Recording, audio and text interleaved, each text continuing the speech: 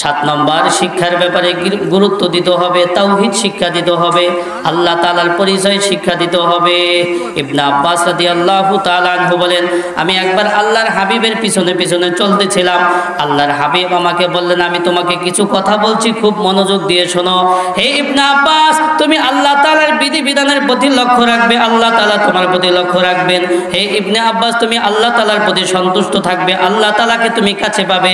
হে ইবনে আব্বাস, তোমার যদি কোনো কিছু চাওয়ার প্রয়োজন হয় তাহলে তুমি আল্লাহ তাআলার কাছে চাবে। আর জেনে রাখো, দুনিয়ার সব মানুষ যদি তোমার কোনো উপকার করতে চায় তাহলে অতটুকুই পারবে যতটুকু আল্লাহ তাআলা তাকদীরে লিখে রেখেছেন। আর দুনিয়ার সব মানুষ মিলে যদি তোমার ক্ষতি করতে চায় তাহলে ওই পরিমাণেই পারবে যেটা আল্লাহ তাআলা তাকদীরে লিখে রেখেছেন। এই ভালো কথাগুলো শিক্ষা দিতে হবে।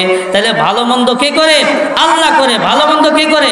আল্লাহ করে। আল্লাহ পাক বলে, ওয়া ইয়ামসাসকাল্লাহু বিদুররিন ফালা কাশিফা লাহু ইল্লা হু ওয়া ইউরিদকা বিখাইরিন ফালা রাদ্দা লিফাযলিহি ইউসিবু বিহি মান ইয়াশাউ মিন ইবাদিহি ওয়া হুয়াল গফুরুর রহিম। আল্লাহ পাক রব্বুল আলামিন বলেন, আমি যদি কারো কল্যাণের ফয়সালা করি, দুনিয়ার সব মানুষ মিলে যদি ওইটাকে ফিরাইতে চায় ফিরাইতে পারবো না।